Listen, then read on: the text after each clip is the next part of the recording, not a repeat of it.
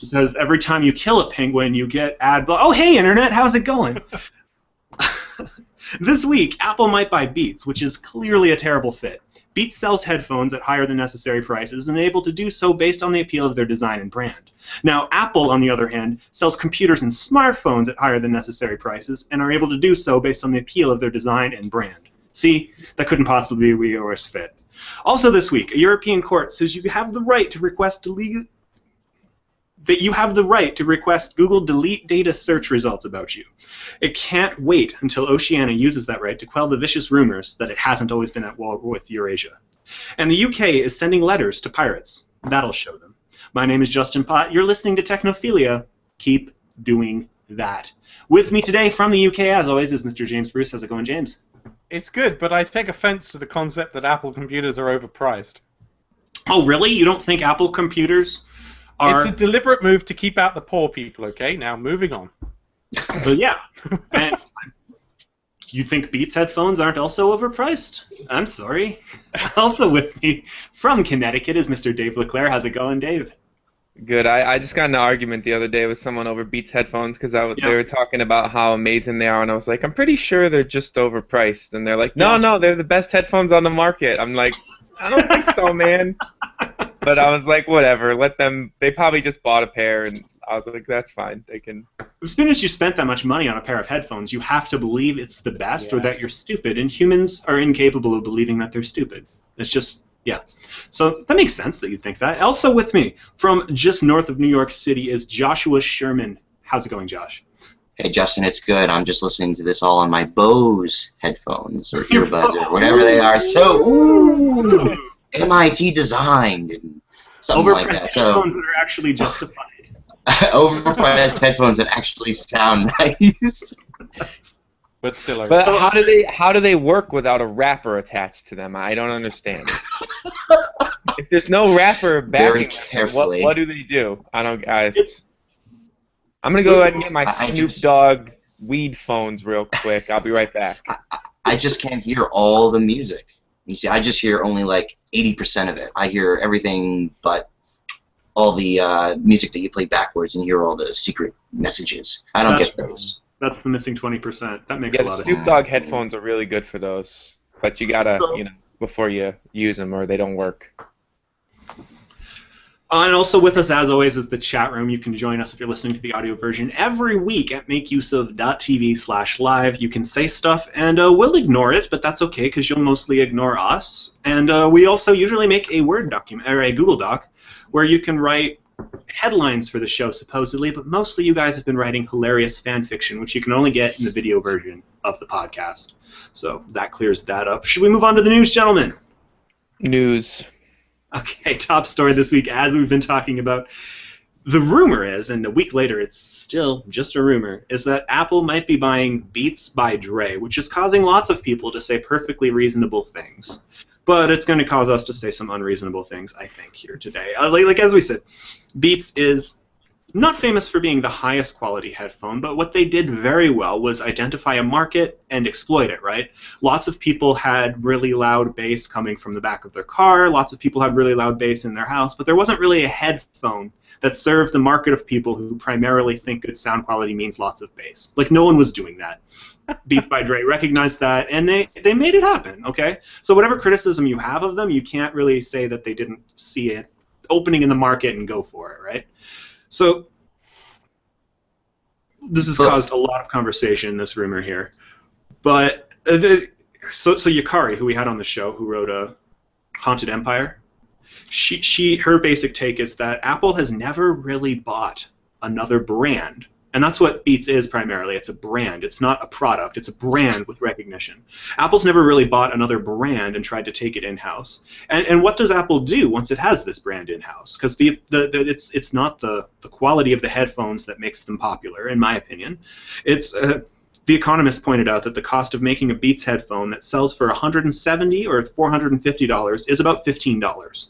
So, I mean, that's just manufacturing costs, of course, but there's quite a big markup there. Apple's pretty good at big markups, too. That fancy technology that goes into those headphones, though, I mean, it's unfathomable how much research goes into those. You don't even know. The Beats by Dre headphones? Yes, it's all the R&D. R&D. Yeah, think about it. I mean, they have to figure out all these different techniques to just achieve the level of sound quality that they have. It's really mind-blowing. The scientists What colors? Yeah, What I colors mean, create the best sound balance? You know, it's really it's cutting edge. how big should we make the logo on the ear? Like, I mean, that's advanced stuff, guys. How can we make the cord for these headphones look like it's flat, even though it only needs to be a little circle thing? And how can we really stylize? Wait, what if there was some Wait, it has a flat technology that cord? allowed us to transmit the sound wirelessly? What if we invented that right now?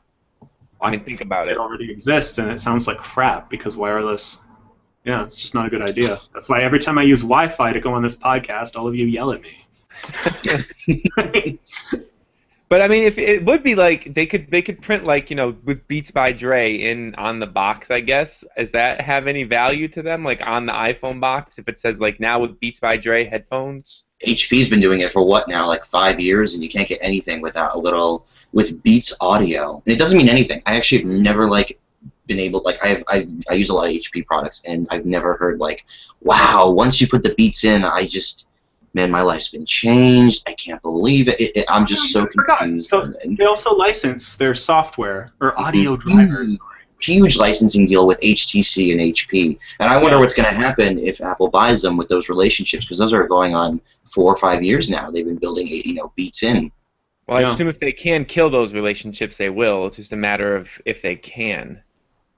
So they're not. It's a little jarring, right? The brand differential between Beats and Apple, right? I mean, they're definitely going after different segments of the market, and yeah, this has caused some people to say some things that they probably regret, but I don't know. Yeah, but are they really going after different segments of the market? The iPhone's going after every segment of the market that it can get. But the iPhone has a universal. Yes, that's true. They keep out. The cheap market. Done with the poor people. None of those They over have there. a 5C now.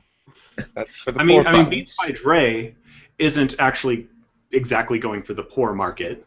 No, that isn't. No. No, it's going for a different demographic. But they're kind of acting as a status symbol, I think, as part of it. Yeah, but I think it's also like Apple trying to push out and try to say, here's they want to tap every the problem is Apple's brand is kind of almost oversaturated, where they've pushed out so far into so many developed markets that now their push is undeveloped markets, basically countries that have never seen smartphones before, hence why they're trying to build less expensive devices to keep their margins high. And the second big push is basically into regions and areas where iPhones are popular, but they don't, when people think Apple, they think rich white people, and basically they're this is no one wants to use the words the right way, but that's what they're trying to acquire with Beats by Dr. Dre. John Hodgman and Justin Long to be representatives of their brand. To say that they're not primarily branding toward white people for most of their history, I think, absolutely. Yeah. White people, white yuppie people from California, in San Francisco and so on. That's the whole, not the older businessmen from New York. That's Microsoft. That was their entire Justin Long advertising, like you say. Yeah. And now they're going, it's a whole new. It's weird though. I agree about the whole the last time they bought a big brand was Next, and that was just because they want Steve Jobs back in the '90s. This has never been done before. Well, and Next disappeared as a brand, right? And Apple. Yes. Apple is not Procter & Gamble, right? Procter & Gamble makes everything you buy in the grocery store, more or less, but you'd never know it because it's all different sub-brands, right? Dove and whatever. Apple's always been, as a company, we've got one brand and that's Apple, right? There's no, lesser tier of the iPhone that they sell under another name. Or there's none of that nonsense. So does a Beats headphone... What becomes so interesting is we're so used to Apple just developing stuff in-house, not telling anyone about it, and then pushing out to the world, buying superfluous wearable technology that no one actually thinks is worth the money that it's cost. That's like a Facebook thing, isn't it, James? Ouch. That was a strong Because the Rift is dumb. There was wasn't there theories that they were buying into the music streaming part of Beats Audio? But that's right. Beats has their Spotify thing. Mm-hmm. But it wasn't too successful, and financially it wasn't a very sound deal to make Well, if that's what they were doesn't after. have Apple behind Well, it. for $3 billion, Apple could make a pretty good streaming service on their own, and they already have an Apple- engine. yeah. They already have iTunes Radio, and then not to mention they already have all the important. It's not the streaming technology is kind of icing on the cake. What they really need is all the deals with all the big record companies and all the big all the agencies that control the content. Basically, if this is $3 billion to make a deal with Dr. Dre and Jamie Iovine, fine. That's like the biggest asset I see, because that's a connection to probably a different demographic of content. Because iTunes basically owns the entire music industry, but maybe they're looking for a more direct connection because it's huge. It's a huge markup game. Definitely. Well, people are buying less music now than before. Streaming services are winning, so it would make sense that Apple really wants to get more of an inroads in it. So are we gonna see new headphones bundled in with the next iPhone then? Because that would suck. I don't know. Beats headphones have been for sale in Apple stores for like 4 years now. It's not completely outrageous from that point of view. I would not buy the next iPhone if it comes with Beats headphones. Oh, really? I will Jackass, not buy it. because you primarily buy a $600 phone to get a $10 pair of headphones? That's what you Yeah, really if it's want? better than the shit that come in the box, I don't really care what brand it is. Yeah. Beats earpods. I don't want my iPhone sullied with that brand. Solid. It looks on the back of my HTC. Why is it so? See, this is the kind of language that comes up. And tech people don't respect Beats. The same way that I'll laugh at someone who's wearing Nike shoes. You laugh at someone who's wearing Nike shoes. I will. I'm like, What if they're wearing you're a Converse? moron. What if they're wearing Converse, James? So. A Converse is alright, whatever. I don't. Nike owns Converse, jackass. What's the difference? If it's a Beats phone, It doesn't matter has who a owns what. logo It's- on it. Well, that's a very good point. So what if they have the 5C now, the iPhone 5C? What if for next year the cheaper iPhone is going to be like the Beats iPhone, and that will be I'll be there. happy with that. Alright, market. as long as you don't put it on the premium end. Don't, Then that'll be their Also, way to break into the poorer markets, I guess. don't have the silver-backed iPhone with the Beats on it. That would ruin it. You just don't see Beats as a premium brand. No.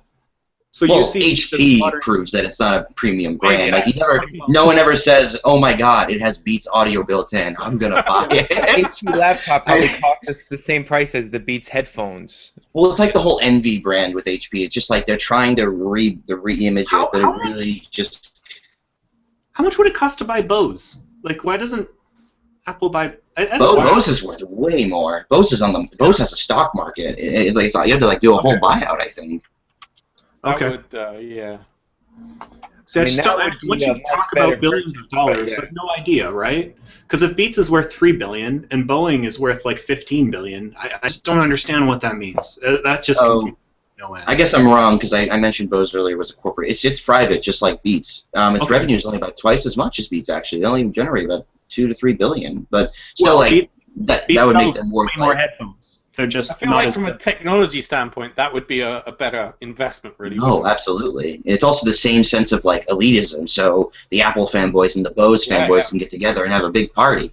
I would But do you totally think get some of behind it that. is that we perceive Beats as not being white? To come back to what you're saying, like there's definitely been some pushback. Being white? Not explicitly saying like black people don't make good headphones, but there seems to be an undercurrent of it. Am I totally insane? It's I don't know if it's full blown racism, but it's Yeah. definitely a weird like. It's also the entire way this is being treated on the market. Like Yeah.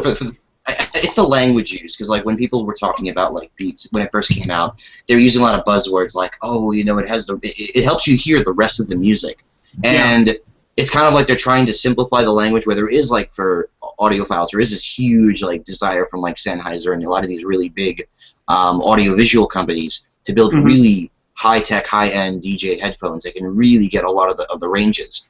But the problem is no one's really said when they look at a Beats device, oh, we're proving that. The funny thing is Bose does the same thing. The buzzwords are just different.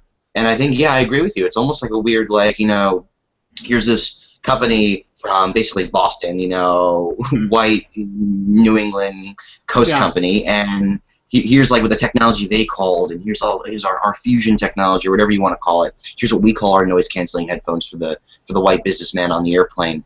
And with Beats, it's just kind of the language is, no, this is the headphones you need. We don't have to explain to you. You know you want better headphones. Here's what it is. So the marketing is definitely different. And I mean, when it's Beats by Dr. Dre, you know, a guy who basically his business got started with, you know, NWA. So it's just a huge contrast. And I think the fact that Apple's even scouting Beats, you know, demonstrates that. Now, the way the media's been responding, I don't know if it's full-blown racism, but it's kind of, it's weird. You know, it definitely is like, huh. No, I don't know. I can't quite put a handle on it, right? I mean, because the company's reputation is overselling headphones. Like they selling them for too much. Yeah, I mean, that's every consumer electronics product these days. Everything is overpriced with a brand on it. I mean, well, you know what, people, if a company sold you devices at manufacturing costs, they wouldn't really be a company; they'd be a not-for-profit. So every company. Well, it's not like it's a 200. It's not like it's like a 100% margin. It's like a 5,000% margin. We're talking about production costs that are less than $50, and it's being sold for $200 to $300, $400 and more. So it's just that scale. And the same thing's true for Apple and Samsung and all these big consumer. It's a huge market. It's just like what GE used to do 100 years ago. You know, here's the company that used to build all the big generators and all the technology. It's just repeating itself, and now it's with consumer electronics. It's just a cycle. Where when a new trend or industry enters the market, offers a similar product for less, and then it goes down, right? But that's why when Yep. And then eventually it's just, you know, it's everywhere. You know, even now with like budget brands, you know, behind, like even Motorola has decided, you know what, we can sell a $200 smartphone. Just like, you know, you could sell a $50 really good pair of headphones. It's just going back to brand now. Like, oh no, Motorola is not an Apple. You know, I mean, you could do the same thing with Nike shoes, right? I mean, they cost $150 in the 90s. They weren't worth $150, but you've got the brand on there. They make them in the same factories in Thailand as they make every other brand of Nike shoe. It's really the same components. But you know, so that's just a part of what capitalism is, and the way you can empower yourself is to ignore brands altogether. But you know, people don't do that. My headphones cost $30, and I've been using them for like 6 years, and they're awesome. See, that's the smart thing. What brand are they? Costs? They're not even a brand, I don't think. You've never looked to see. Just go over to the local market. He took his headphones off, and he was like looking at the side to see if there was a brand on them. He's that unaware. It's the kind of headphones where if you were to move your hands in any direction too much, I feel like they would just break in half. No, these ones did spin, but they stopped spinning a while ago, so I had to super glue them back. See? They mentioned on the box, super glue sold separately. Nice. So, we've been talking about Beats by Dre way too long, but this one last tidbit is too good not to include. In the music industry, there's a newsletter called the Left Sets Z Letter. I'm probably saying that terrible. It's probably Left Sets, and the Z's acting like an S. I'm cool, guys. I'm hip. Anyways, they, on April Fool's a month ago, as their joke, wrote a long article about Apple buying Beats. And it's amazing how similar the justifications for the deal are being used to what the tech press is talking about now. So I'm not going to get into too much depth, but check it out, Technophiliacs. Let's move right along. Apparently, it's not Justin Long and John Hodgman in the UK. It was Mitchell and Webb, whatever that means. That's number Wang. Moving along further, Joel outlined some lesser-known gaming subreddits in a recent article I make use of, and I thought maybe we could all point out a couple subreddits that we check out regularly that are ignored, because we've been talking about how our technology is no longer a front-page one, but there are lots of other good technology things to check out. Dave, you're our most active Reddit user. Yo. Are there any like technology or gaming sub-communities you check out regularly besides our gaming and our technology? Well, the ones Joel put on there, so r/games, r/true gaming. Okay. Go to those ones. r/game collecting, which is basically a place where people go and brag about the cool stuff that they found on when they're out diving for classic games. Yeah. There's what else is there? We got r/game deals, which is a good place to go find video game stuff for cheap. And I think those are the only gaming ones that I frequent. What about like anything? r/Dota 2. You gotta hit that though. Gotta hit the Dotas. more of a League of Legends kind of guy myself. Get off my podcast. Fight!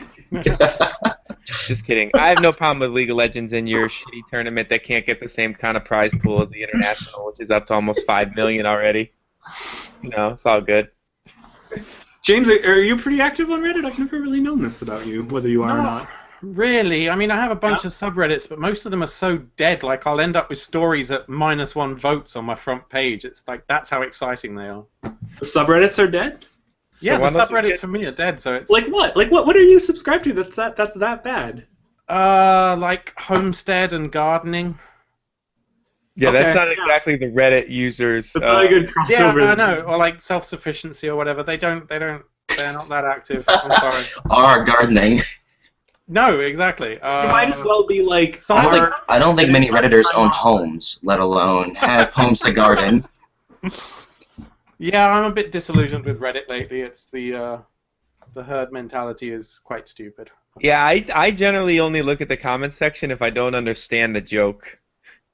Like, if somebody posts something, I'm like, wait, I don't get it. I go to the comments and try to understand it. Otherwise, the comment section is usually just like everybody circle jerking each other. One community I like to read the stuff in pretty regularly is cord cutters. I'd check that out if you're interested in not paying for cable and all the alternatives around there. Streaming your way to success. Streaming your way to success. There you go. As long as you don't have Comcast or any of those companies that what do? They cap you, right, at like whatever hundreds of gigabytes you use a month.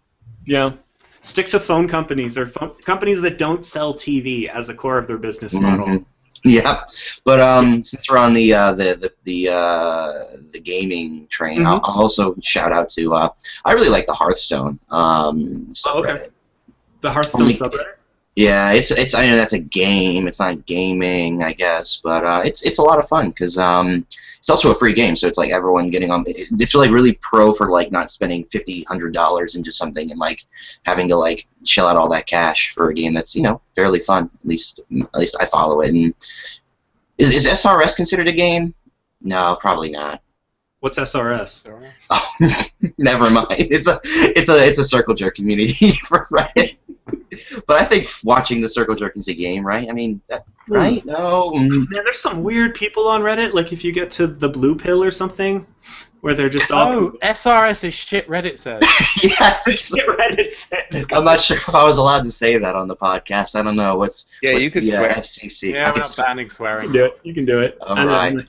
My biggest problem with Reddit is that everybody on there thinks that they're so smart and so cool when they're actually mostly just big tool bags. But then they get voted up, and it's everyone else agrees with them, and it's Or like our gaming, where it's like, hey guys, do you remember this hidden gem from the Yeah, and it's Mario 64. Super Mario 64? Yeah, I remember Mario 64, bro. I forgot about that game. That was great. Yeah. My sellout moment on Reddit for our gaming was when I was going through old magazines I had. And I had a PC Gamer from 2008 with the first photos from StarCraft 2 when they were still developing it. The game came out like years later. And this is back in like November of 2007 because there was like the best games of 2008 coming or whatever. It was going to come out, they thought, next year. And it had this really cool centerfold of all the things that were, and none of them ended up in the game. There was like 5 or 6 different units and everything. And of course, because it's all about the first 10 upvotes. Basically, the first 10 upvotes in Reddit are more important than the next 100. So if you can get 10 upvotes or something like that, it most likely will end up on the front page because it's like the weight algorithm in it. But basically, it's like, oh, look, StarCraft, old. It's like you just check off a box. It has 2 of the 3 things, old, popular video game, my girlfriend made it, and then you're just on the front page. Like 2 or 3 of those 3, and you're good to go. So Matthew Hughes in the chat room just linked to Our One True God. Oh, no! Which is a Nicolas Cage fan site. Oh, yeah, that one's the best. I've been there. I like to just hit the random button and see where Reddit takes me. Sometimes. Is that honestly the best way to find subreddits? Because I'm. No, it's not the best way to find subreddits. It's probably What's the worst. The best way to find? Like I just got taken to r/wigglebutts. What the fuck is that? It's a bunch of pictures of dogs. It's a type of dog. I'm sick of dead subreddits. Like, how do you find good ones that aren't? Where do you Just get? have a topic that you're interested in, and then you just search for subreddits on said topic, and then boom, content, bro. Content. And if I can find the an things I'm active into are subreddit Reddit about things. Phil like- Kessel being a god, he's a hockey player for those who don't know, and just people talking about how godlike and majestic he is, you can probably find an active subreddit about what you want, James. It's just about digging. Justin Potts' Canadianism is showing right now. Yeah.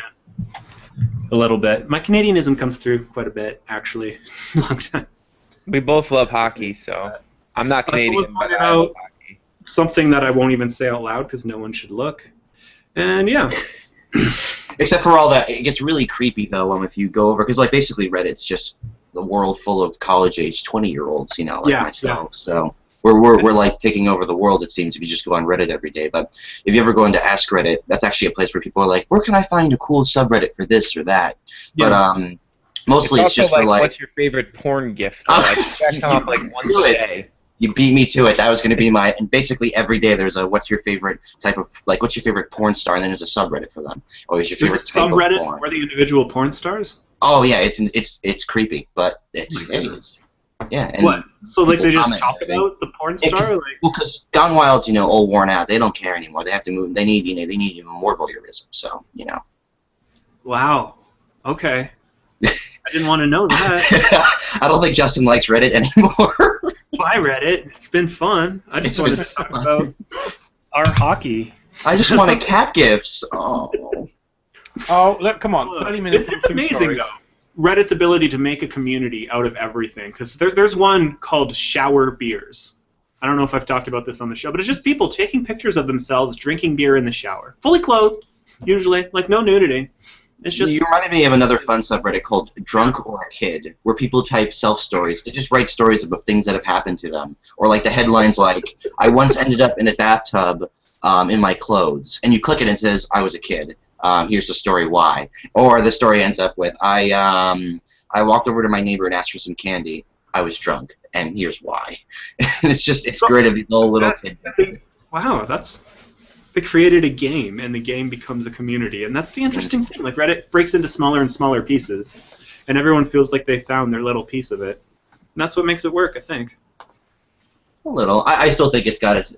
I don't know. I think Reddit's... I think it still hasn't proven itself any different from Dig in terms of, like, except for, because the biggest selling point of Reddit is aggregated content, not the self-posts and everything like that. It's more about Dig the... never had this many sub-communities, did it? Right? Like, with Dig, if you were sick of the gaming stories that made it to the front page, you were just stuck, right? You couldn't go find your own. This is true, but I more mean, like, yeah, I think the sub-community aspect is a minority in it, because I think what builds, like, the community and what makes people feel like they're Redditors is the front page, though. Not, like, people have communities in there, and I think that'll always be a part of it, but the thing that has made Reddit so successful is just like Dig, an aggregated front page that is very popular. So Mark M., who has disappeared from the chat room since, but he's asking, thinking of getting myself a Chromebook, seeing as it's making more stuff usable offline. Is it worth it? James? No. No. Don't do it. It's Don't do it. You can Owning a the computer future of that laptops. doesn't No. run like any actual programs, like Do you want an internet machine or do you want a computer? If you want a computer, don't buy a Chromebook. Do you want a computer...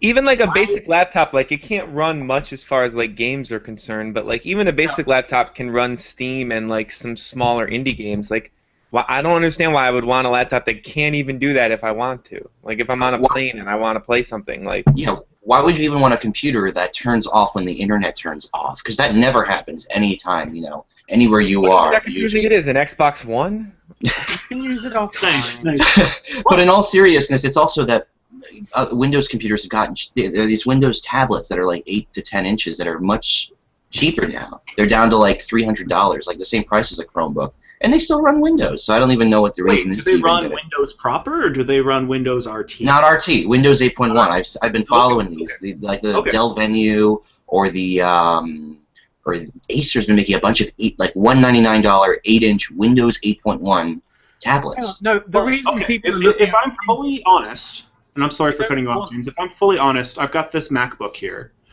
and it's basically a Firefox machine. I sometimes use stuff that I can't do in Firefox, but maybe 5% of the time.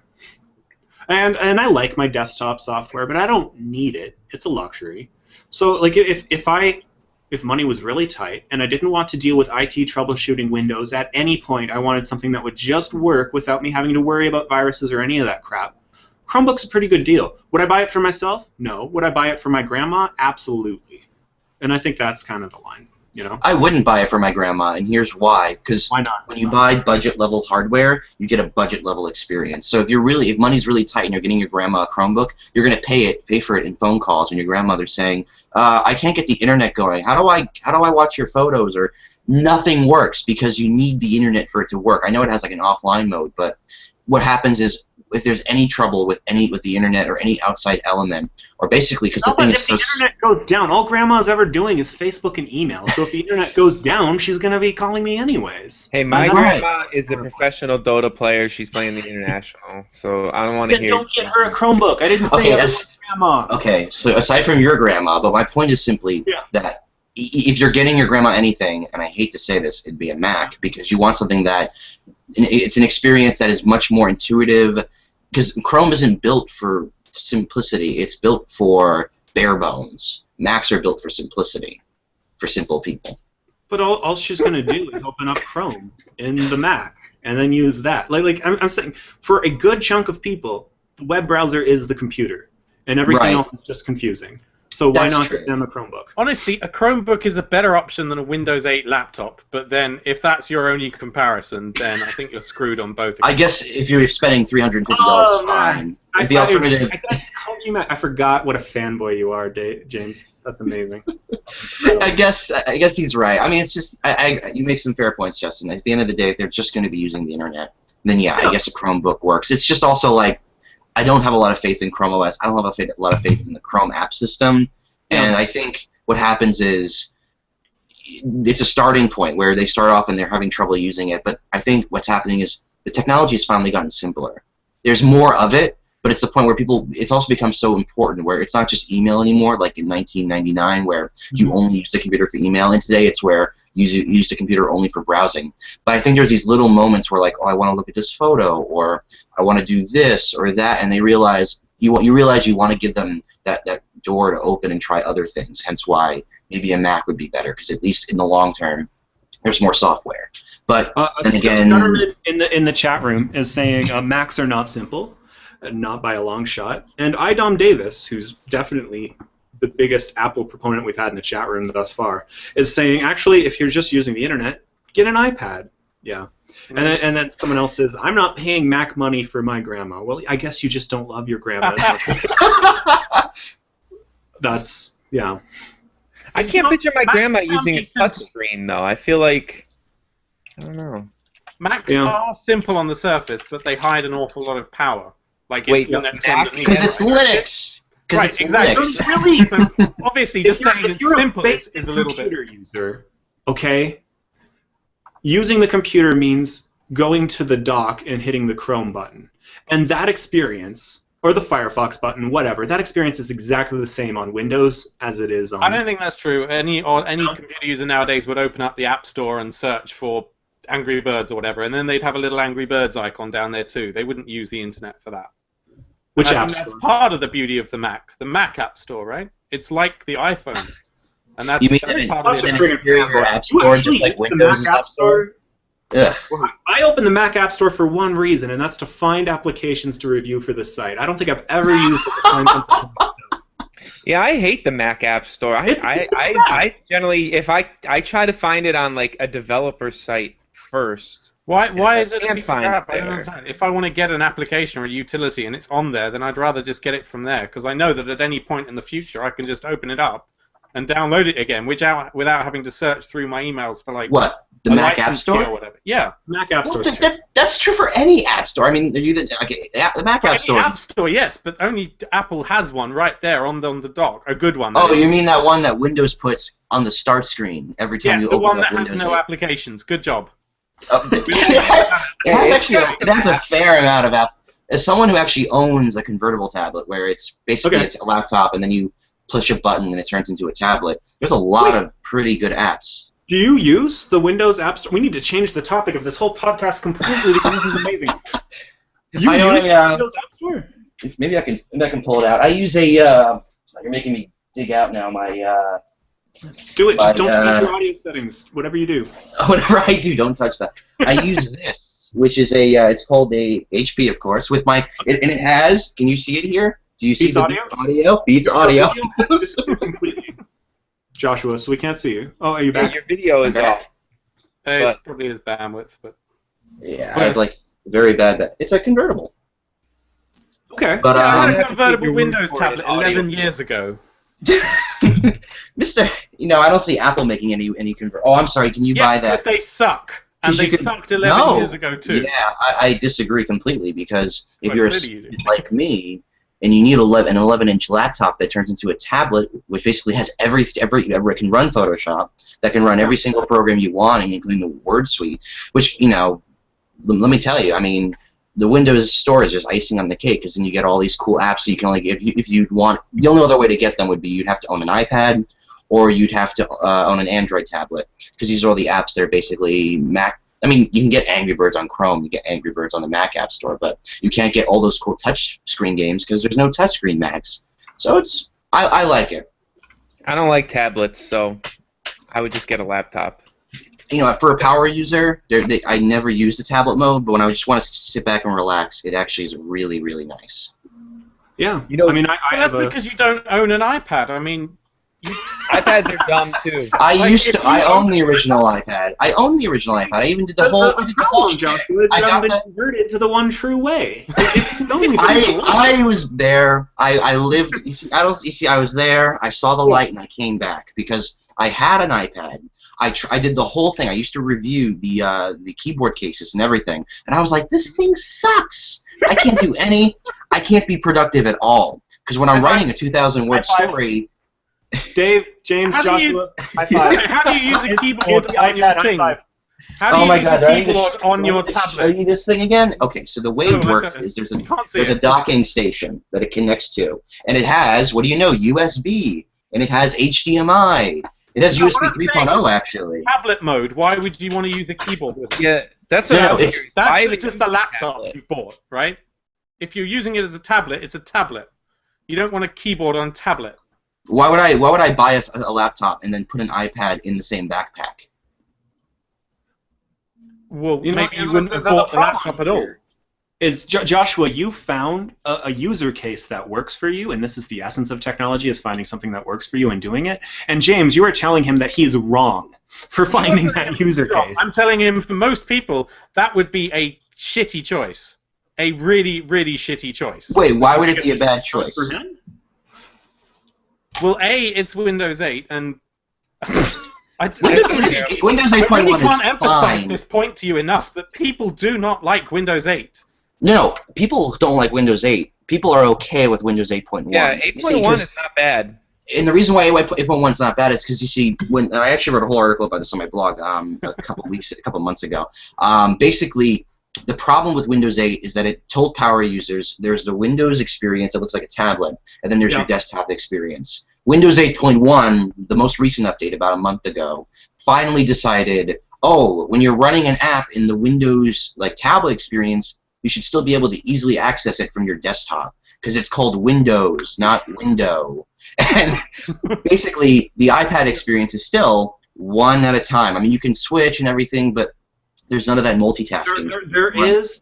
I've read rumors for the iPad about having, when you've got your iPad in sideways mode, you'll be able to have two apps. Two apps open at once, just like Samsung. And I'm like, holy crap, how magical and revolutionary is that? Two apps open. I know. No computing device on the planet that can do that right now. That's a They're legend. They're only doing it because Samsung's doing it. And Windows, I get it. I get it. Windows Store, Windows tablet experience, it's not perfect. It's not that great. I'm talking about from a power user standpoint. But if you're someone who doesn't want to go out and spend $600 for an iPad and then another $500 for a laptop and use both, this device is $600, and that's the price of an iPad, and you get the 11-inch laptop that can run Photoshop, as well as the Windows tablet that basically can run not only the games on the Windows Store, but all my Steam games. I can play FTL, I can play Civ 5, I can play a ton of games, and it's cheaper than the Surface too. So it's kind of a best. You're compromising because you don't get an i5. I mean, I think you could maybe someday play FTL on an iPad, but you're going to have to buy it again. Well, you could actually play FT on an iPad right now. But you'd have to buy it again. For another $20, yeah. You can keep the copy you've already got. I'm going to ask my mother-in-law to install Windows 8.1 update then, because I swear spending 6 hours every weekend explaining how to do the simplest of computing tasks really isn't fun for me. Get her back that start menu. Yeah. You do that with your mother-in-law every weekend? Do you like fly over to China? No, we try and do it over Skype. Okay. Oh, so then you can't figure out how to open Skype, so then that opens a whole other can of worms. Oh man, this is like the most productive conversation we've had on the show for a long time. So thanks, Joshua. I think the chat hates me now, though. I don't know. I don't know if I'm making friends over there. Yeah, I hate Apple. You have the chat open anyway. The chat hates everyone, so I just opened the chat now, and they're talking about me about. I don't know. Joshua wants an iPad with a keyboard. Yeah. Why do I want an iPad with a keyboard? Because that goes back to the whole. He wants a laptop, right? Okay. I just don't understand why I'd want to buy a third-party interface when people make great devices that already come with their own docks with keyboards and batteries. Like this thing has an 8.5-hour battery life and it can run Photoshop for 8.5 hours. People say, but the iPad's intuitive, and what they mean by that is I've already learned how to use the iPad, right? It's the same thing people were saying with Windows for a long time. They said Linux isn't intuitive, and then someone put out a version with the start menu at the bottom left, and everyone's like, oh, this one's intuitive. No, that's not intuitive. It's just more like what you're used to. Those are two different things, right? But people have trouble telling the difference. I'm going to change my answer now from earlier about the Mac, where if you wanted to have a grandmother or someone who really needed something that works, the correct answer is, if you want to stay on a budget, is you buy a really cheap laptop, you put Linux on it, and then you set everything up so that you know how intuitive it is and you know exactly how they want to set it up. And also you would have all the back-end technology you need to make sure it keeps running and. That's what I've done. The problem is when someone visits and they don't realize that it's exactly what they want. You keep campaigning for Linux for grandmas, then. I don't think we're going to get. I'm gonna start that campaign. We could be millionaires. You know what would be foundation? You know what would be even simpler though, Joshua, is if someone made a version of Linux that would just boot into a user-friendly browser straight away. I don't know. It could be Firefox or it could be. Yeah, but then it'd be running Android. It'd be running an ARM processor, which is a nightmare, and no one wants to run that. Some Chromebooks. Oh, there's a solution. We'll give everyone Android instead. That is so much. Give everyone Android. Let's do it. Nice. That's gonna solve everything. Right along, gentlemen. An EU court has said that Google must delete personal data when it's requested. So let's say James committed a crime. He did. But let's say he committed it.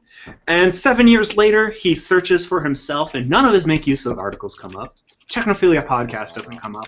What does come up is the crime he committed, specifically a link to a newspaper. Under this ruling, James would have the right to call up Google, boop, boop, boop, boop, boop, boop, and say, like, hey, Google, I committed a crime and I don't want people to know about it. Will you please delete that from the search results? And under this ruling, Google has to do that. It's called the right to be forgotten. It's a concept that's got a lot of traction in Europe and makes no sense whatsoever to Americans. Now, Britain is technically part of Europe, so you have to justify this, James, because I don't get it. Okay, here's the justification. Okay. Let's give another example. I'm the music industry. Boop, boop, boop, boop, boop. Hello, Google. I don't like this link because I think it's horrid. Can you take it down, please? Yes. Okay. So here's the thing. If the music industry can do it, why can't we do it too?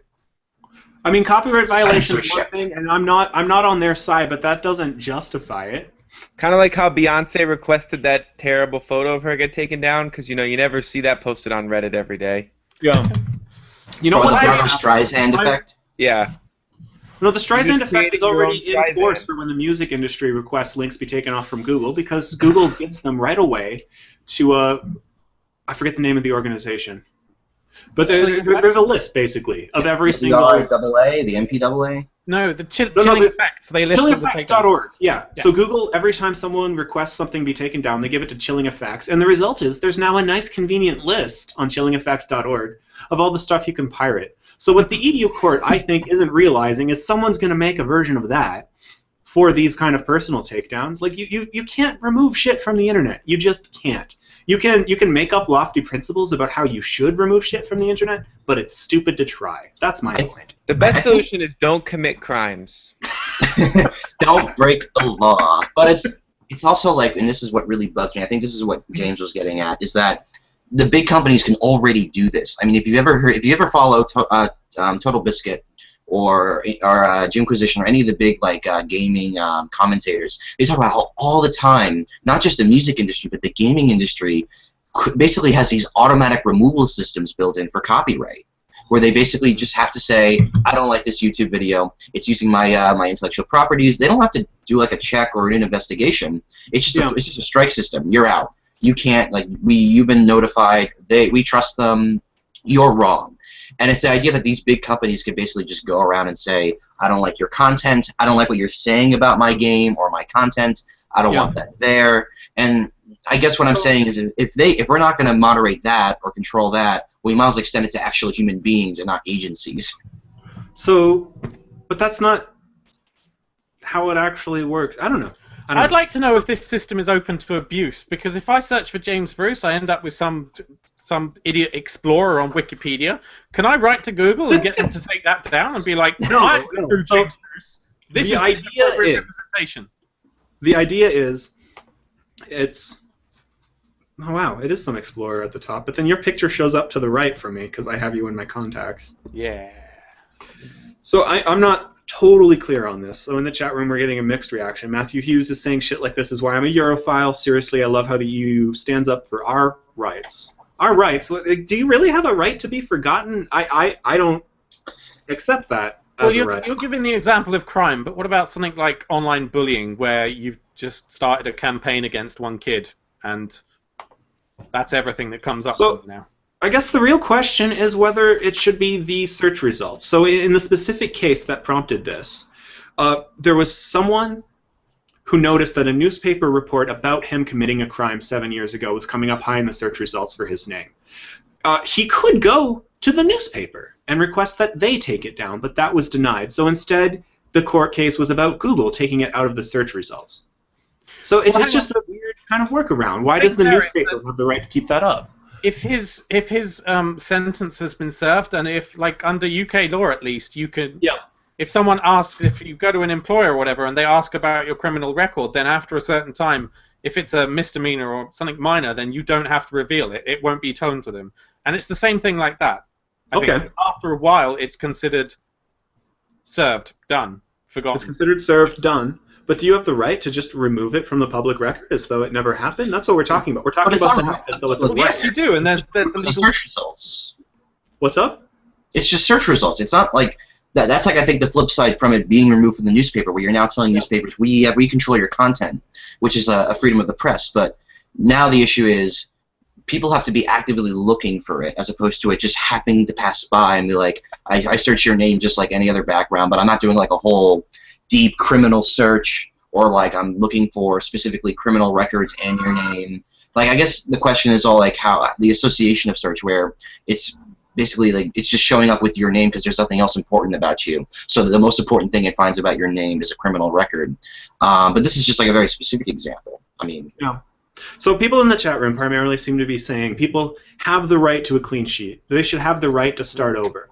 But okay, so now we're telling Google they need to take it down. Someone's going to make another search engine that also points it out. Like this is just fundamentally ignoring the fact that you can't delete data in this day and age. Someone else is going to make it accessible somewhere else.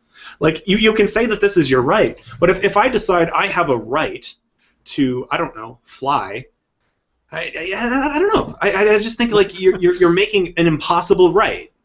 Like it just goes against the way the. Wait, you mean like flap your wings and fly? No, I have a right to fly. I should be able to, whenever I want to, just be able to. Like, we don't reveal the names of underage criminals in newspapers and that. But if it was online, you're saying, well, there's nothing we can do about that. It's just they don't have a right to privacy. Is there something we can do about it, James? You've watched the RIAA with all their money try to remove all of these illegal downloads from the internet.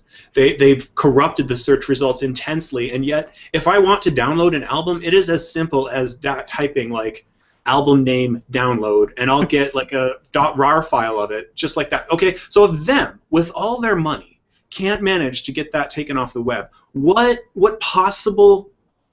So let's say now they've got Google taking it down. Okay, I can just use Bing. Okay, then they do another lawsuit against Bing. Okay, I can use DuckDuckGo. Like, where does this end? Well, where does hang on. you're not going to switch to Bing because you can't find something out about someone you don't know. No, because you can't find it out anyway, right? Something on Bing that I can't, I might use it for that one search. And if people actually used Bing, then yes, this would happening against them too. But people don't, so no one cares. I want to That's just irrelevant. Go ahead. I also want to throw out here. You make a good point, Justin. But the only fallacy there is that every time the RIAA comes around and says, I want to take your album down, someone goes and puts it back up. They create more content for it. Where here is where, for that to work, someone would have to be going out of their way to keep posting this person's criminal record on every form. It's just, the scale's different. Where, it's true for albums because that's popular content. We're not talking about popular content here. We're talking about one newspaper article that, because of some weird search algorithm, is what comes up when people see your name, probably because you don't keep an internet life.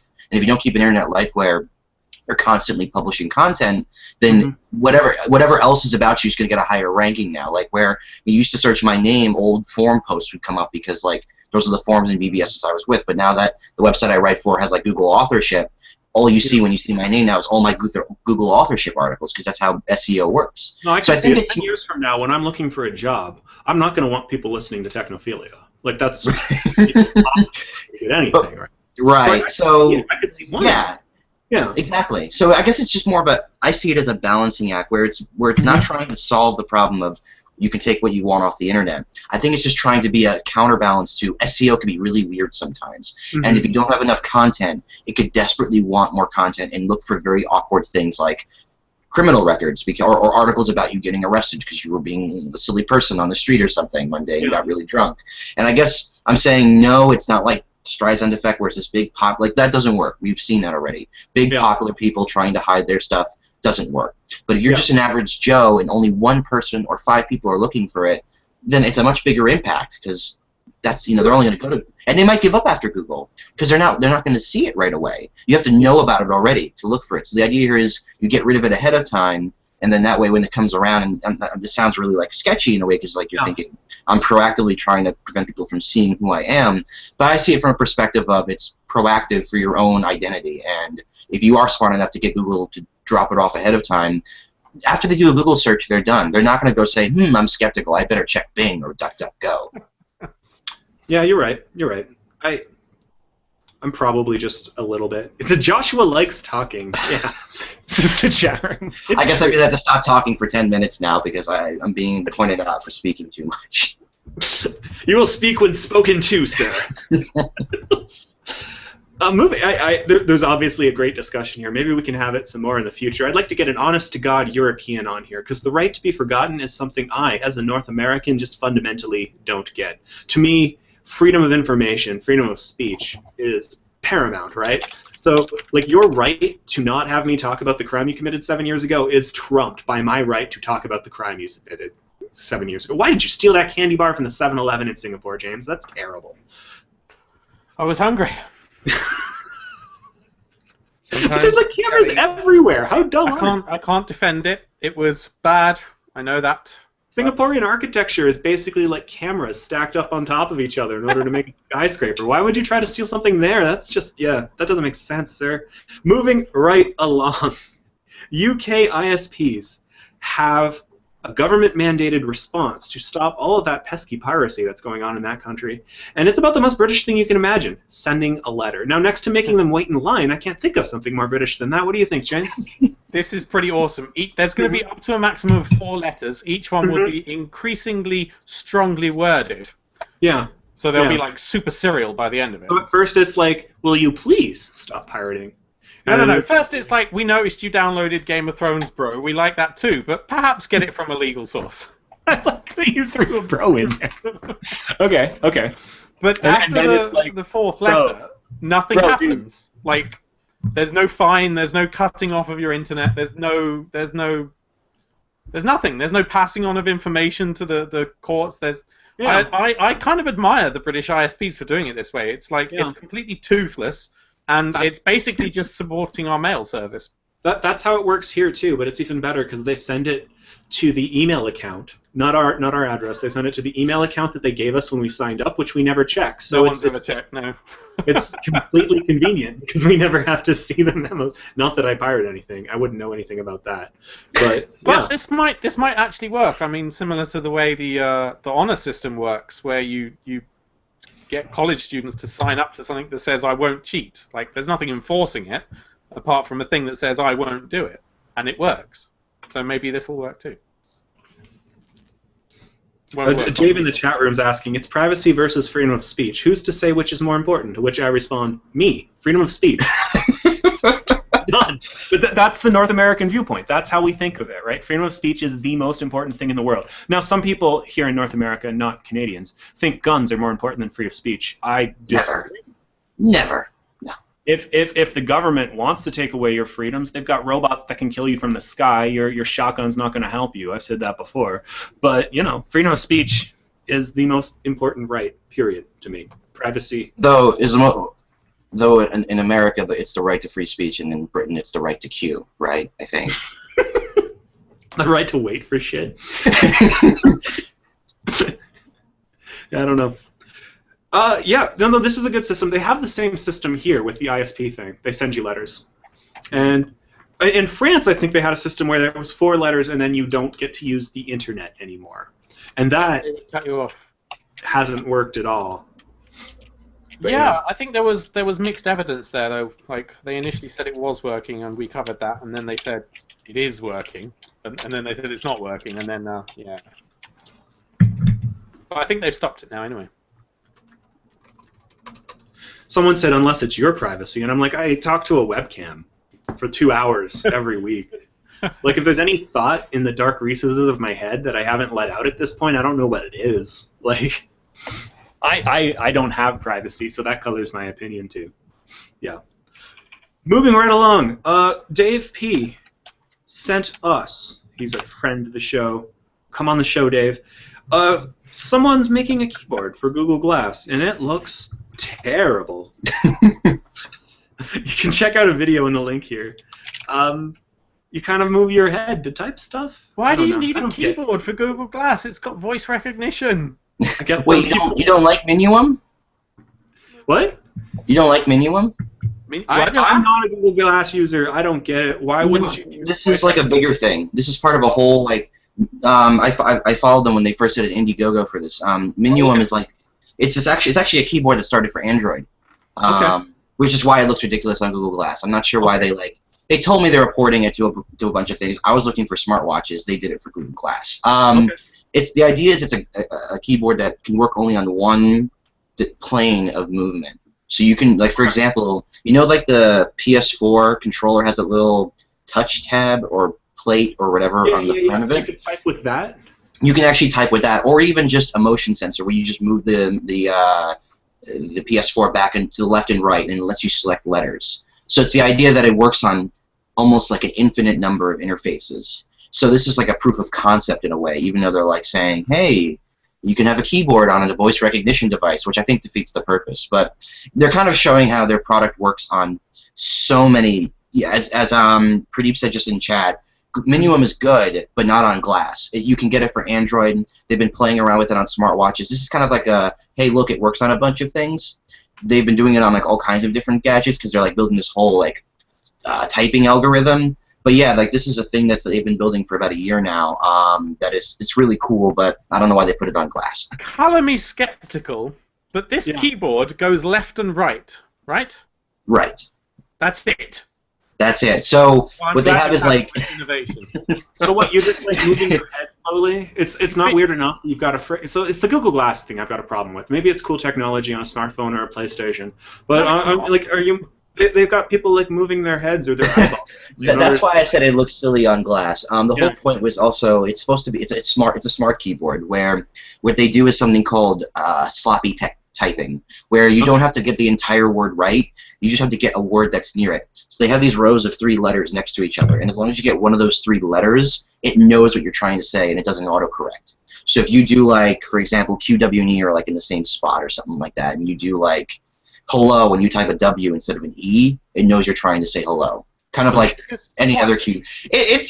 Swipe is an entirely different animal, but it's because you're typing, but it's a similar concept. Well, we got way more depth on that than I ever would have suspected. Usually we just say, well, this is Google Glass. And then move on. It's me talking too much again. No, I love it. I love it. We should have a smart guy on the show. We've got someone who talks too much already, but doesn't really know anything. That's me. We've got Dave. I'm not even sure what he is. And we've got a British guy. We don't have anyone smart. So it only took 5 months to get here, too. I'm the comic relief, man. What the fuck? How you going to mess up my role? Say something funny. Something funny. We asked the readers, or moreover Dave P. did on MakeUseOf.com, should Apple cut its prices? This was a bit of a leading question, but it actually led to some pretty good conversation. So the more I just want an Apple product and I want to pay less crowd basically said, I don't want to pay that much. But someone else said, you know, it's capitalism. You should charge as much as you can in order to make the most money, and that's what they're doing, so why wouldn't they?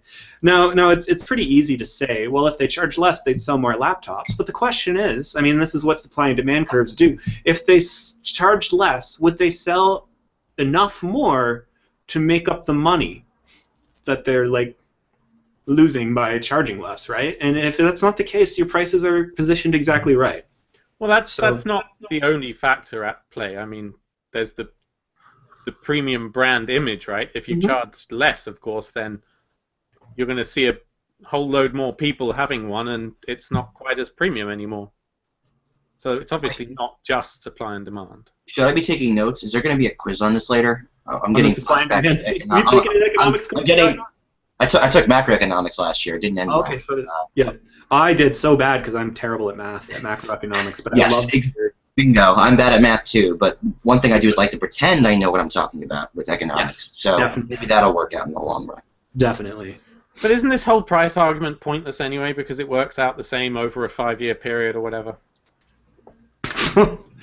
Because it works out the same way over a 5-year period or whatever. Yes, because you've got PC people who are sitting there saying, oh, but I can upgrade my computer, but I can put in a new graphics card. Well, great, your new graphics card costs you $500. You could have just bought an Apple straight away and not bothered with that new graphics card. Because that Apple's really going to have the top-of-the-line graphics card. I think the difference there is that when you own a MacBook, or really more specifically any Apple product, you can't say to yourself, oh, I can always upgrade. So you just settle and say, oh, I'm stuck with it. I guess, I'll just lower my graphics settings.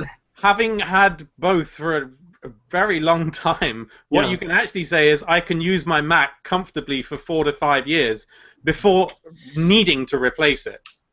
You see, it's a difference between having an itch to replace. I'm pretty sure I need more RAM.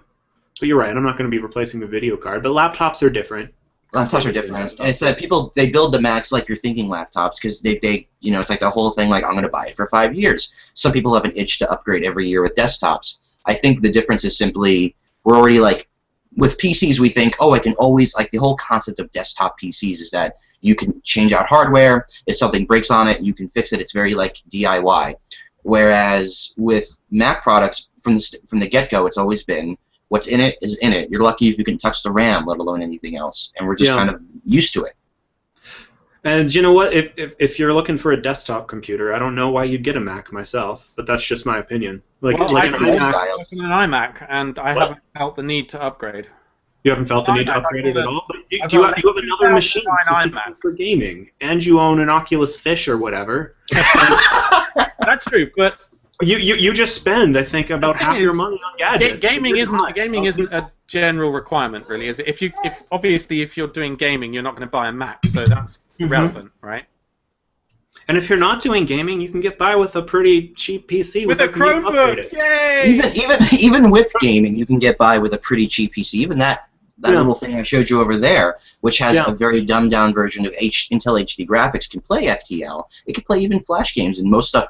It's just that gaming hardware has gotten much small. Like Intel Graphics 4000 is something like it does way better than 3000. It's just that the graphics hardware is finally catching up, where it's small enough and you can use tablets and other and small laptops to even do light level gaming.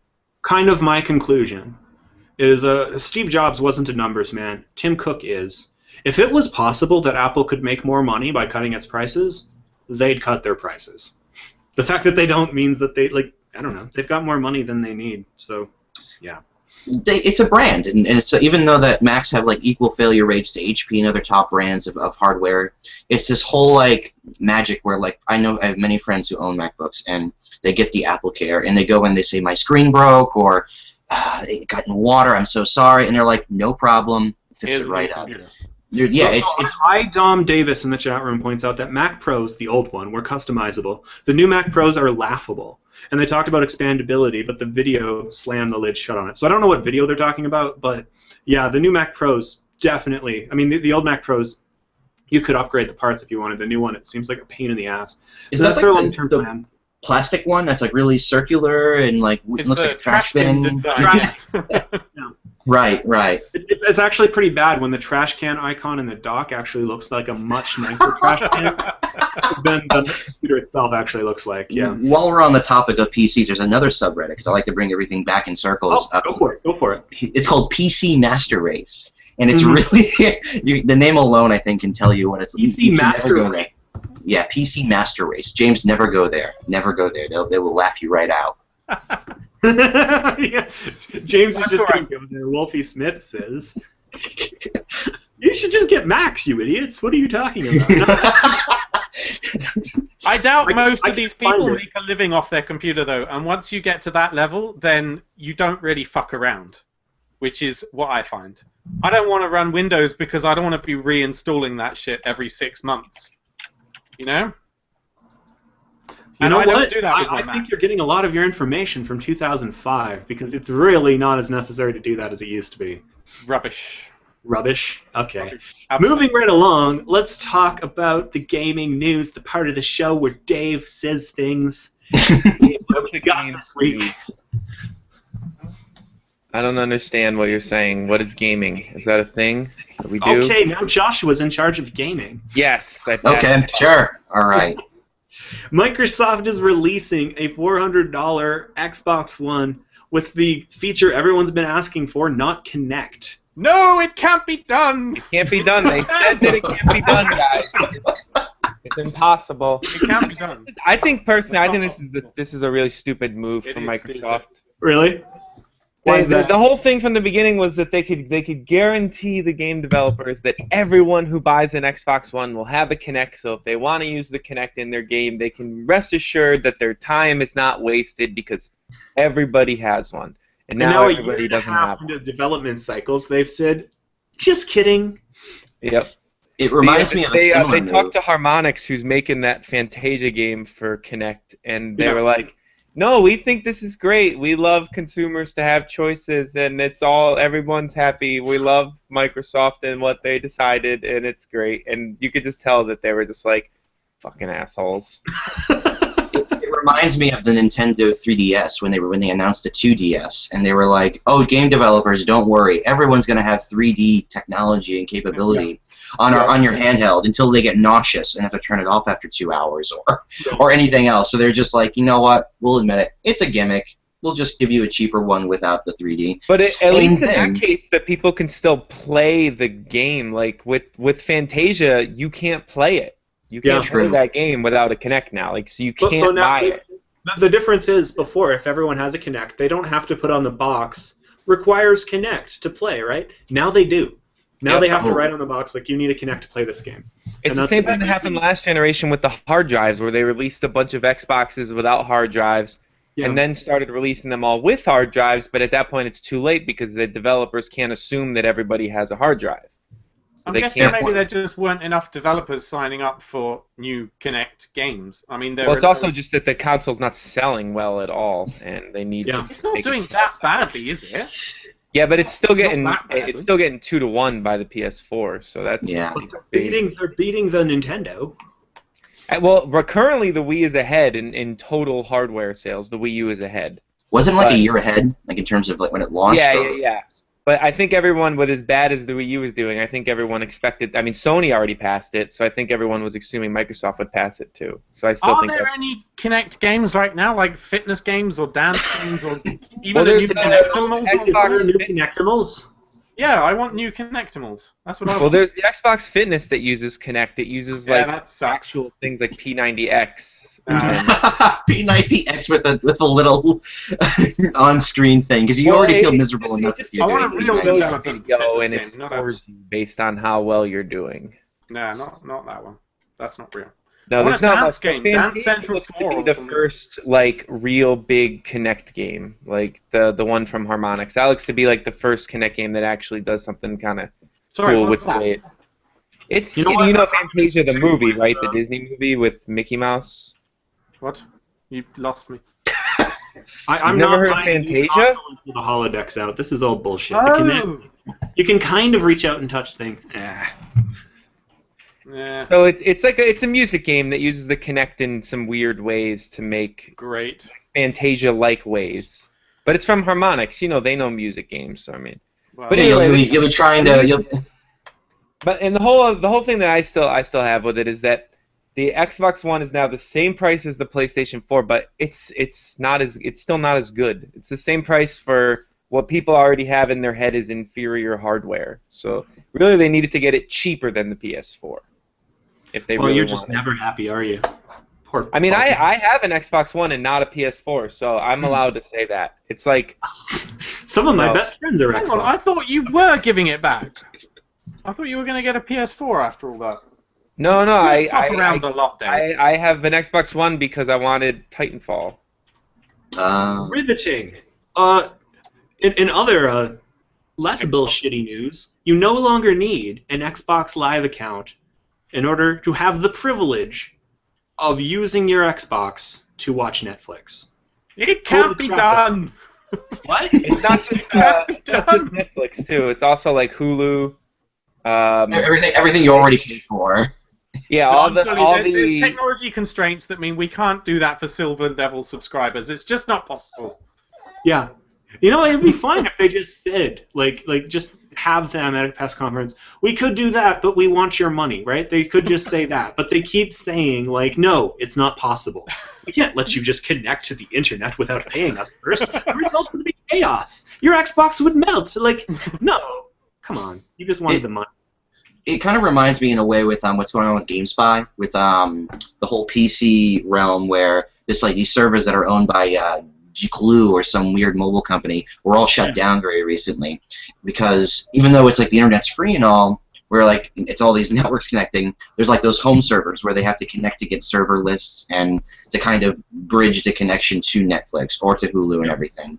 And it's silly to think that from the get-go they were like, oh, you have to pay for this, because they kind of were like, oh, you don't know what internet's like on a console. You have to pay for this to get it on top of your regular internet connection. So that was their selling point. But you're actually seeing a reality in a way with PCs where that was always the case, but now these servers that were very important for every game made from 1999 to 2005, basically, were just shut down, and hundreds of games lost their server browsing capabilities. So it doesn't make sense from like it's just like the reverse side of it. I know I'm kind of twisting the story, but like for Netflix, this makes no sense at all. They just need a direct internet connection. Right.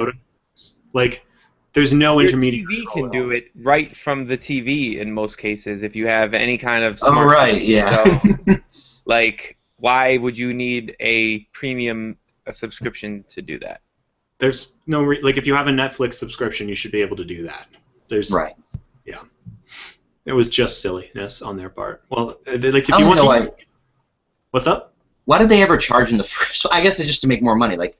The whole idea of even charging for internet, isn't that why you spend $500 in the first place? I mean, but Sony's charging now for online. Yeah, but don't they give you free games? For online play, yeah, sure. But actually, that's the other part of that first story is that Games with Gold is finally bringing free games to the Xbox One, so they're giving free games too. Not as good of games. They have two games, Halo Spartan Assault, and something else.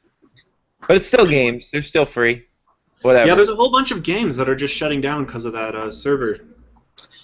It's really heartbreaking. Like, I mean, for someone who still loves those old games, but it's also just like no one cares. They're just abandoning it all and already just kind of out the window. Really that's always been my games of Battlefield 1942 or whatever. Like, you have to buy old games, and that's kind of always been one of my concerns about online gaming in general. Is once it's gone, it's just gone unless someone wants to run their own server. It doesn't have to be gone though. Like the problem is not that it's gone, but that the proprietary server browsing technology is not made open source. Where they say, oh, here's GameSpy's open source technology, or they made it open source, so you can then do like with Bitcoin, you can make a peer-to-peer network where when you log on the server browser, it does a peer-to-peer storage of all server browsers because it's totally low. These days, it isn't like in 2004. We were running a Pentium 2, and you can't run that kind of hardware. Yeah. People run Bitcoin network system nodes on the background of their computers while they're gaming. We have like the update now. Sorry. I'm sorry. Nintendo has said a no-gay marriage in a silly life simulation. Game. So yeah, there's this terrible game called Tomodachi Life, which means friend life in Japanese, and basically you play with your little Miis, and then you make friends and you get married, and it's kind of like Facebook where you declare your status and stuff. And I guess it's a bit like The Sims as well, but at least in The Sims you were free to flirt and build a relationship with whoever you wanted, you know, just like in real life. But then in this perfect me world, you could only declare a relationship with the opposite sex. And they're complaining that the code would be too hard to change. Like, maybe that's true, but the point is you had to code in a specific check to say, is the other me of the opposite gender? Like, that's not a default thing.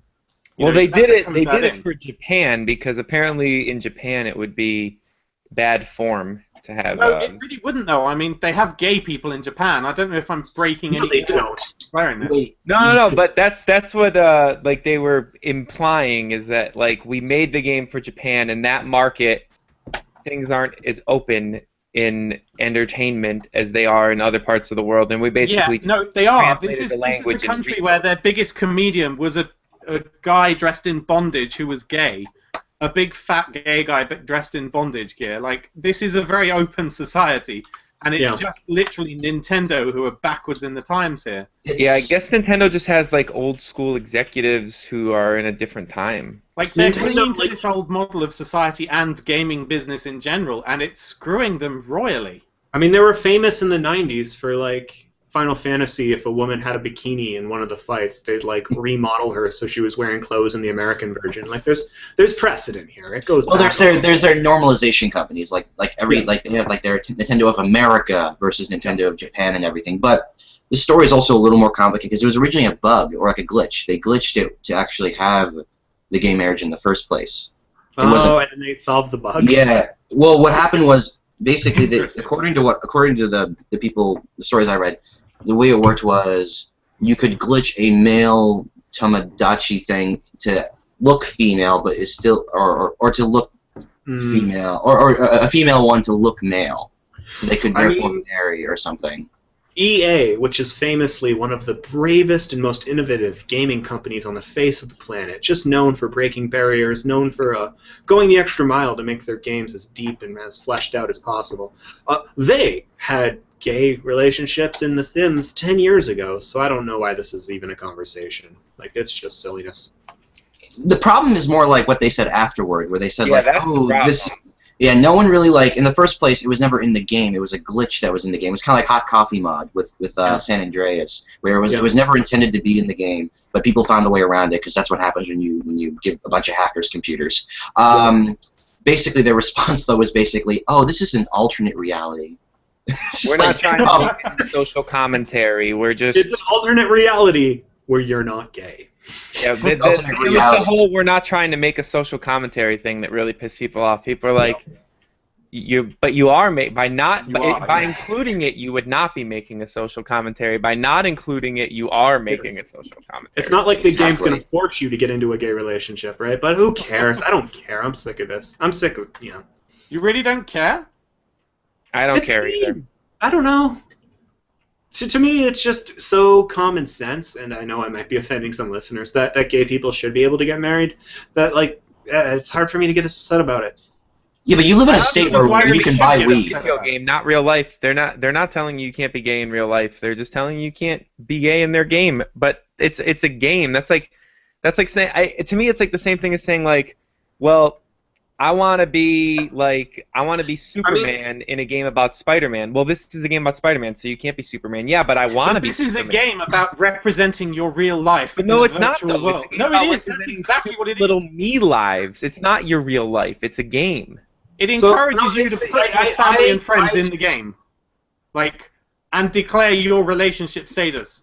That's what it encourages to do. That's the point of the game. Yeah, but these are not my real relationships. I'm not really dating this person. I'm dating them in pretend video games. I want to apologize. I don't want to come across like I don't care here because it's. I realize how important it can be to people to feel represented in the game worlds that they inhabit. I get where that's coming from, and I just feel for Nintendo. I feel for any company that steps into this because they don't see themselves as a political organization, right? But if they now add the gay mode to it, they're going to have people on the right be like, holy crap, you guys are anti-Christian, which is ridiculous because the country is 67% Christian and 51% in gay marriage. So clearly there are a few Christians, one of them might be me, who are fine with gay marriage. But whatever, let's put that to the side completely. Like, if they do one thing, people are pissed at them. If they do another thing, people are pissed at them. And I'm just kind of... I wish the issue would just go away. But they did this. This is the mistake they made by... Oh, it's a Streisand effect. Yeah, that too. They could have made this okay by just not making a thing out of it, but they did make a thing. They could, when asked about it, they could have just said, "Well, we didn't put it in the game due to coding reasons, and that's it." It was the whole saying we're not trying to make a social commentary and all that stuff that makes it a social commentary and makes the situation worse. Just say it's not there because it's not there, and whatever. Exactly. Move on. In the story that's being written right now, you have moved away from us and you're just playing with your chickens, James, and I think that's probably a happier reality for both of us. Should we move on to the giveaways? I look like a shaved beaver. Or should we talk about Nintendo's cheaper market? Nah, fuck these stories. Who cares? This is bullshit James put on. By the way, I had to edit the title of both of these stories before I put them in the outline because James was... The title originally was Nintendo shows its true bigoted side and says no gay marriage really like game. And then the other one was Nintendo has truly lost it or something like that. Now making a console for cheaper They're markets. making a new console and your response is that's bullshit? Nintendo are making a new console. Yeah, not for us though. I don't think. Wait. Are you telling me the Wii U is for us? I don't think the Wii U is for anyone. Well, I mean, they're not even gonna sell it to us. It's for like China and emerging markets. So yeah. I don't give a shit. I'm never gonna see this thing. You know, the Androidification of the console market. They're gonna make like a low-end console specific for them. Don't they already have? Fine. I have no problem with that anyway. Maybe that's what they need to do. Get out and get in there before Microsoft. No. That's the exact opposite they should be doing. They should be realizing their entire business model is not their own IPs and actually embracing more. Like, I just feel like all they're doing is trying to say, oh, we don't need other people. We can just make our own. We just have to give the whole world Smash Brothers, and everyone will be happy again, and we'll not have a $100 million loss again. It's really, really embarrassing that they think that the solution here is to go outside the markets where their brands are known and to move into new markets and say, oh, here's Smash Brothers, you'll like this. Play it on my SNES that's been rebuilt with I thought they're just taking old SNES hardware and just gonna stick it together and say, here's a game. I don't know about that far back, but it'll be like a PlayStation 2 probably level, like a probably, yeah. Apart from which, emerging markets already have all their games on their pirated enabled consoles anyway, so who cares? Well, no one's gonna buy your crappy little slow console. But I just don't know why they're not embracing more like actual huge development projects, which is what's pushing out the PS4 and the Xbox One, where what's selling it now is that you have all these huge AAA people saying, we're going to build this exclusive content. I mean, Sony and Microsoft... Third parties don't want to make games for the Wii U, though. That's the problem. That's always been Nintendo's problem. They have to find a way around that. Yeah. I think it's too late. I don't know. People thought it was too late with the GameCube, and then the Wii happened, so it's not too late. Yeah. No. But even on those even on the Wii, there was like hardly any third-party support. It was all Nintendo IP. Yeah, and I think that's the resentment of the third-party support dates back to the 1985. I don't know what they can do to fix it at this point. They can't. Realize that's the problem. I think they can fix it because if it's also just the fact that if they don't, they're going to turn into Sega and they're going to not make consoles anymore because which there's I would no be way. completely fine with. Tell me you wouldn't love to just have all those Nintendo games on one of the consoles you already own. You wouldn't love to just go out and get the new Smash Brothers on your Xbox One instead of having to buy a Nintendo console just to play the new Smash Brothers. Yeah, sorry, that would be awesome because I mean, I don't need a third console. People talk as though Sega's design has gone to crap, but if well, you it play has. Sonic, Sega's games are bad. Sonic 2 is never good. You just remember it as being good because you're no, a kid. but everything they make is bad now. They had good games at one point in time, like Shenmue and stuff like that. They just now I don't know what the fuck Sega's doing, but that doesn't mean Nintendo's games it's not go like to if shit. Nintendo starts making games for the Xbox, like Mario's gonna suddenly have like a teenage friend. Yeah, he's gonna start making out with. That's not gonna happen overnight. Well, no, it would make sense for him to make out with humans. they'll make a gritty reboot of Mario just for the PS4 or whatever. Mario of War. Gears Mario of War. I think we've got our title for the week, gentlemen. Mario of War. Got it. Okay, moving right along. There is time for you to get free stuff from makeuseof.com. We've got giveaways on the site right now, and the first giveaway will actually make money for you. You just plug it in, and then you become rich, and you go to the moon, right, James? I don't know about become rich, but yeah, we are giving away a Gridseed ASIC, a mini 5-chip device, which is like it's a thing that just makes doggy coins. And it looks like something from the Enterprise. Like this thing. Can you also make bitcoins? It really looks cool. Like these things are pretty.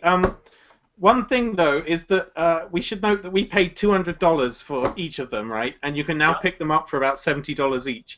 Such is the nature of ASICs. There's more powerful hardware coming out in like a month, less than a month, and these will be eclipsed by then probably. So bear that in mind. So this thing it just looks like a processor with a giant heatsink around it, and that's it. Basically what it is, yeah. Huh. And it just mines doggy coins for you. But so they get about the same as an average graphics card, but using 1/20th of the power, which... It converts electricity into fictional money. Yes, but it does it better than we do right now, which, as you know, there's a huge problem with the amount of electricity going onto these damn things, right? Okay. So the faster we can get these powerful ASICs out there that do it for 1/20th of the electric, then that's good, right? Okay, so that's cool. I don't know if it would be worth it as an investment to buy it, but if you can get it for free, maybe you'll get some doggy coins, and then you can sponsor your own NASCAR car. So yeah, the return on investment, the ROI right now is looking pretty dismal, but hey, you can get one for free.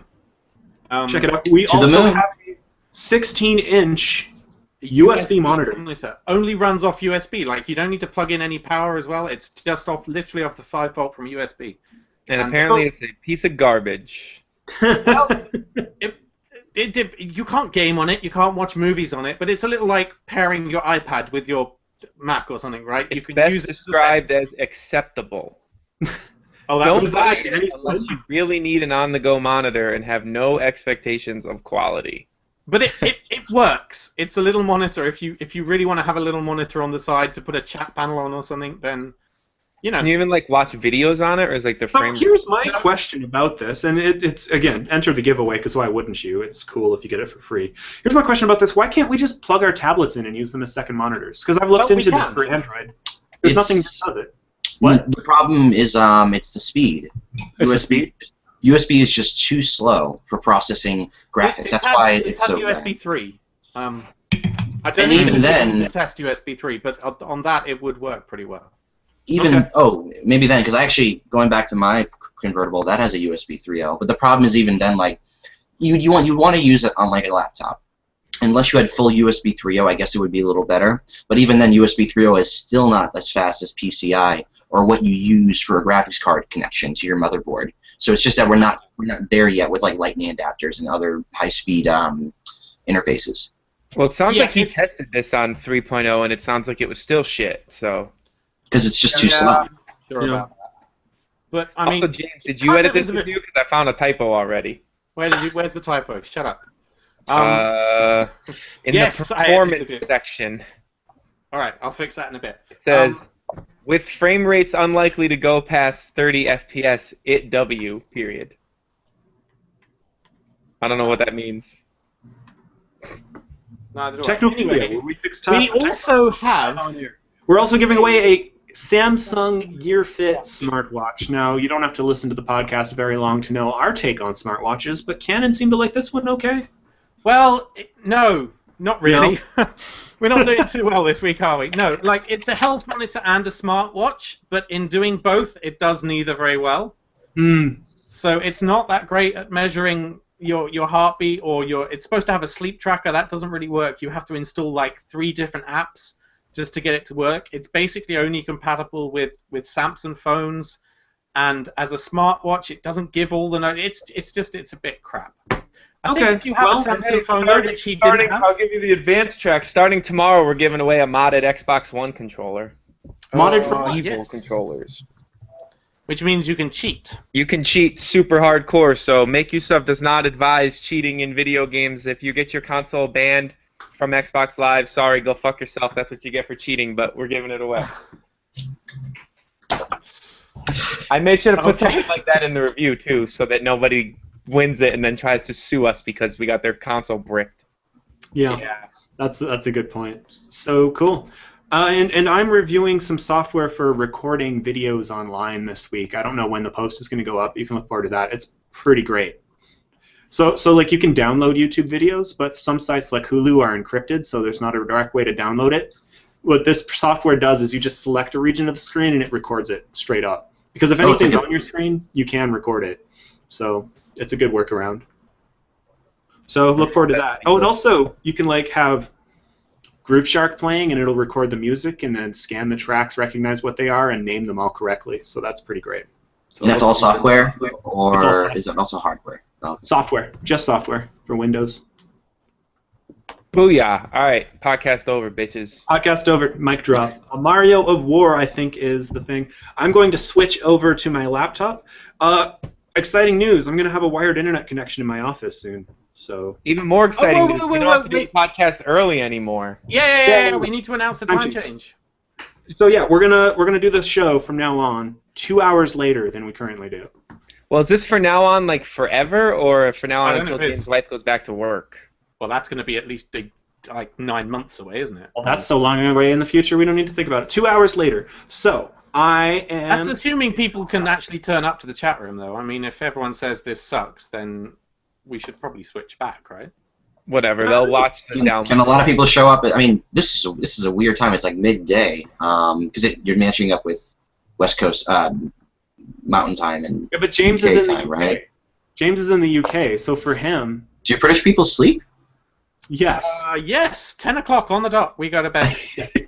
A lot of our listeners are in the UK, but this might actually help us attract more US listeners because people in California, this is early as shit. So California at 8 o'clock in the morning, so going a little later is better. But it's impossible to have a time that works for every time zone on the planet. Yeah. Well, it's certainly better for me because I don't like getting up in the morning. Even getting up at like it's 9 at 11 for you. That's not getting up in the morning. So in UK time, this will be 6 p.m. From 6 p.m. till what? 7:30 UK time. So whenever we finish. In Mountain time, Justin? Mountain time, it will be 11 a.m. And it'll be 1 p.m. Eastern. Yep. Beautiful and time. It'll be a first coffee break for you Californians.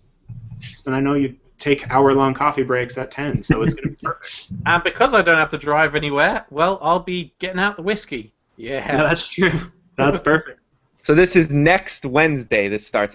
In fact, to make it easier for everybody, I will make a Google Plus event today, so that you have a full week to look at the time and understand the change, so that there's no. Go ahead and embed that on the live page right away, so the countdown is there, so we're completely. Yeah, I'll do it all after we finish this. Can you make an iCal thing so everyone can subscribe to it?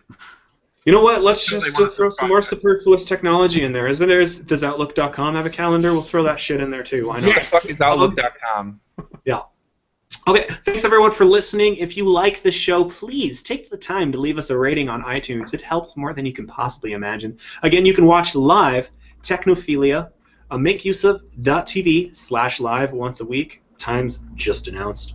You can talk with us on Twitter at @TheTechnophilia. I'm at JHPot. Dave is at Sidox. Don't follow James on Twitter. And Joshua, if people want to keep in touch with you, how do they do that?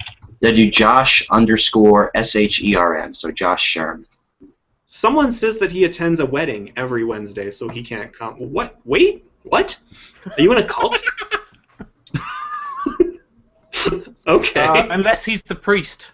Just and has a set time to do weddings every Wednesday. I'm guessing, maybe. Maybe. Whatever. Word. Also, yeah, that's it. Let's do the title. I'm pretty excited about Mario of War, but I need art ideas. I'm going to switch over to my laptop, and I'll see you again soon. Shut up, Justin. I hate you, Dave. I hear James's dog. Yeah, the dog wants some attention, some TLC. What do you want, Noki? What's wrong? He wants to be on camera. He just wants to be famous. Come on. Who wouldn't want to be famous? Okay, you come on camera. Come on. Up. All right, so I'm making the event right now on Google Plus so that no one will be confused by this time-changing stuff. It'll happen anyway. That's how confusion works. Yeah, but at least I'm giving them ample time to minimize potential confusion. 1 p.m. my time, Wednesday, May 21st. The right time. The right time zone. Yes, East time is the best time. Yes, it is. Especially if you live in the United States, because everything seems to be based around our time. Yep. Okay, happy now? Is James turning into a dog? Okay. He was already a dog. No. Oh, he can't hear us because he doesn't have his headphones on. No, I can hear you. He Oh. unplugged them. He's a dick. Oh, sure. Stop. Yo, so that the tiebreaker for the International 4 North American qualifiers is on right now. DOTA, baby, doing it up. What's that Dota game you speak of? I think you mean the LCS. You know, the one that League of Legends copied to come up with their idea? That one. You mean the one that both involved like their original creators because the game was like developed by 10 different people? Yeah, LOL is... You know, I actually got an email from Riot asking me to interview for a job for them, and I was like, I don't want to. Oh. I've heard that they are fucking scumbags to their employees. So. I have no idea. I don't follow their internal stuff very much. The only thing that's really funny is I used to play Warcraft 3 when I was like 12 or whatever, all those years ago when it first came out. And I used to hate Dota because it would just spam up the open games list because it would just be everyone wants to play Dota. Because it's the best. And it's the best. But I would want to play, tower defense or whatever else. All these games that Warcraft 3 has influenced in the world, which is really impressive. But basically, break my heart, basically. But have you seen this stuff with the international prize pool for this year, the Dota tournament? It's insane. It's something really high, I bet. They're only like in. 5 days into it, and they're already up to like almost $5 million. Oh my god. Yeah, Dota 2 it seems like it's ramping up much more, like it's getting a lot of momentum now. I mean, it's still not as big as League of Legends. It's got a ways to go before it's as big as League of Legends, but it's getting there though. Valve's pumped into it a lot of resources, and it's getting. I'm actually really surprised because like League, I think there are some little. I think I don't know. There's some things about it that I think people. It's a different type of play entirely from Dota. Yeah, I mean it's the same genre, but it's like comparing Battlefield 4 and Call of Duty or something. On the surface they look the same, but there's plenty of differences once you actually get into what they really like the deeper parts and the higher level play. Right, absolutely. I think the description I was given for Dota 2 is that it's much more like there's a lot more. It's almost like, do you play Hearthstone at all? Or yeah, Hearthstone a little bit. So like where Hearthstone, whereas like you just do these ridiculous combos, you just do this immense amount of damage. Whereas League is much more reserved, and it feels like plays matter much more on like everyone has like a cap off. Maybe I'm wrong, but I always felt like the Dota 2 things get much more intense. Yeah. See, I don't know enough about League to know the real difference as far as that goes. I've played League one time, and I didn't like the fact that the camera was locked on center on your hero, and I was like, no. That's not true. It's not not centered on you. No, you press spacebar and it turns off. Oh. Dota by default, it never locks to your hero, so I was like, It's based off of because it's based off of like the old Dota where like it never was either. But for some reason along the way they thought, maybe this is what we can make to help new players. We'll just center it on your champion so you know what you're playing with. But I think everyone else. See, that was terrible to me. I wanted to look at the map, and I was like, "What the hell's going? Get out!" And I was like, "Fuck this! I quit." This never. You for your entire time thought for. Yeah, I thought that it had to be censored. I wish we got this on the live show. That would have been hilarious. Well, we're still live right now, so the people watching are still seeing it. I meant on the recording, like on the actual episode. It won't be on the actual podcast, but that's fine. I don't want my stupid ignorance to be on. The 9 people who are alive will now know that you thought League of Legends was just centered on the head. Yep. We've got a request in the chat room to read the fan fiction, Dave. It's like super freaking long though this week, man. Okay. James can read it. He hasn't read one yet. He's not even here apparently. Where is this fan fiction you speak of? Oh, yeah, it's a doc. What? It's a doc. I'll put a link in the Hangout here. You can be overjoyed with its amazingness. I can't wait. There you go. Oh my god. This is what people do? This is the thing. I started a document like 2 weeks ago for people to put the title suggestions, and then they started writing a fanfic in it, collaborative fanfic. Oh, I'm in it. Listen to the show, but not most. It's actually killing our chat room engagement because everybody's more interested in writing a story than talking in the chat room. Let me just correct this here. They're using single quotes, and they should be using double quotes. I don't know. Actually, does make use of follow the single quote or the double quote? We follow no curly quotes. That's our only rule. Curly quotes are satanic. James, read the fanfic this week. You haven't read one we yet. need it in a charming British accent. I need to leave. So read it fast. Okay. Well, here, let me get an AK-47 into Mario's hands. Dave LeClaire was dreaming. He was wet. So were his pajamas and quilt. He was dreaming of penises. Lots and lots of penises. Or peni, whatever. All at once. Yum yum, he thought. Come, come, up my bum, in my tongue. We need to stop reading this on the air. What the hell, guys? He then dozed off again, thinking happy thoughts. Technophilia, the official choice of 11-year-old boys. A schizophrenic who is sometimes called Justin Pot and sometimes called Justine Potato was talking to himself/herself about education. Not peni, I did Latin. I didn't. But I did do English, and shouldn't it be Latin? Pfft, I don't know. Did you go to a posh school? Only posh schools teach dead languages. Belgian schools, too. All of them. Wow, didn't know that. Are you just using this as a chat room? You people suck. Wow, didn't know that. Where rich people and royals go. No, not anywhere, not anymore here. We had the. Oh, this is literally just a chat room. This sucks. We started this paragraph. This is the worst you've ever done, guys. Someone revised it and tried to make it into a schizophrenic Justin talking to himself. James was gardening and thinking to himself, monkey farts are tasty. UKIP featuring Beats Audio for All. UKIP a lying scum. Nigel Farage is Hitler. Or Shitler. Yeah, that's more appropriate. Or Shitler, really. Dave L's hair looks like a shaved beaver. I love a nice shaved beaver. With lashings of hairy ferrets on the side and a sprinkling of rusty bullet holes on top. James then moved on to playing with his chickens, which isn't actually a euphemism. On the good old days, he was Japan's favourite television star. I was a big fat gay guy dressed all in bondage, and it was awesome. Awesome for me, horrifying for the TV audiences. And now I'm the third host on a crappy little podcast. Has 7 listeners. FML. I really have to go now. You're going to have to finish this. Well, I'm photoshopping.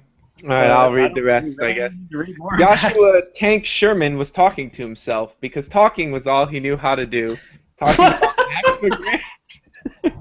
Talking about Macs for grandmas because that's completely normal behavior. And talking about hating Chromebooks while arguing for tablets with keyboard cases and cheap laptops loaded with Linux. Oh, the irony. Tank liked his grandma just a little too much.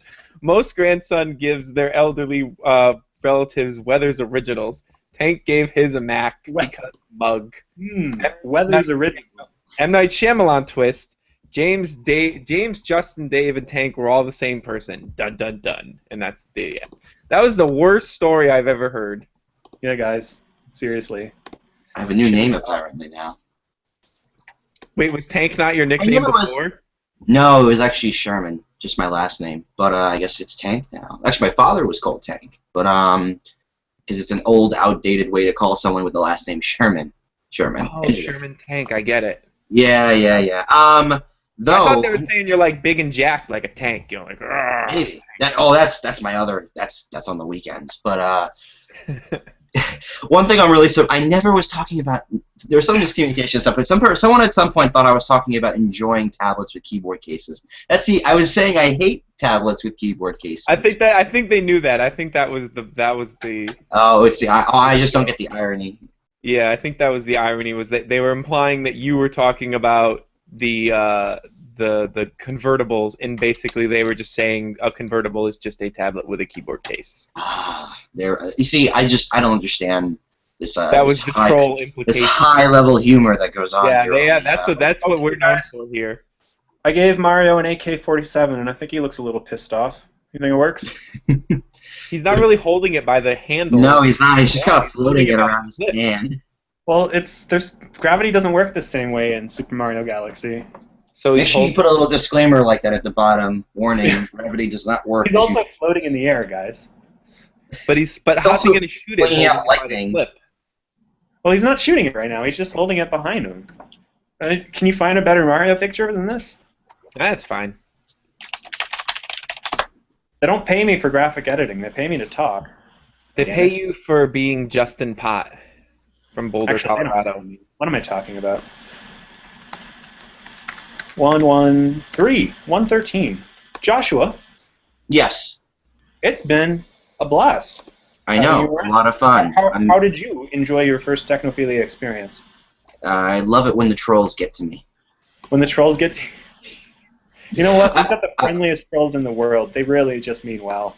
Yeah, yeah. But I'm really heartbroken that my mic, I don't even know which mic's the one that I'm using right now. I'm really mad. You're not even sure, eh?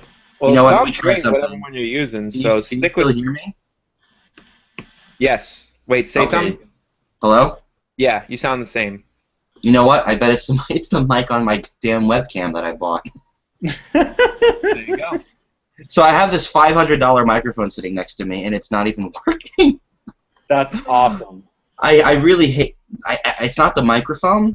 It's like it has like a compressor hooked up to it, and the compressor is what goes into the computer. And for some reason, whenever I use Hangouts, because I used to do the Android Police podcast every now and then. Okay. Anytime I try to connect into the Hangouts, it sounds even better on my end because I'm using this really expensive microphone.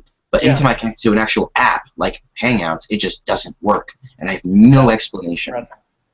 I have to get like a USB audio in interface, like something that I can just like plug in by USB that has like a blue line, because like otherwise, like I think the audio interface on this computer is broken, so I have to probably get it replaced. So there's the irony for you about talking about getting things upgraded and everything. I have to probably fix the motherboard's audio sound card or whatever, or something. I don't know. Everything's broken. That seems excessive, but there you go. Here's our art for the week, guys. There we go. Time to go off the show then. Yeah. Well, I have to go to work. Joshua, that was fun. No, this is. If you can have me back, I'd be happy to come back. I mean, it's going to be a little weird for me because I'm starting work on June 1st, and I'll be working 8 hours a day, 4 or 5 days a week, so I will not be around at 1 o'clock on Wednesdays.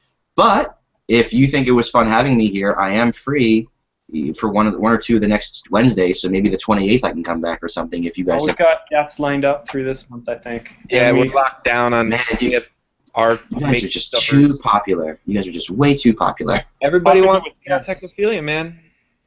Yeah, I see that. Well, it took me 5 months. I guess I'll be back here in October. There you go. There you go. I actually will be take us offline then. All right, yeah, I'll be. One more thing. I'll be in London actually in the fall. So time-wise, I'll be around that evening. I might be free then. So we'll take it one step at a time. I wonder about another manual from you, Joshua. Maybe. Like I said, I'm working 40 hours a week, so it might be too busy for me to write anything, and it's awkward because the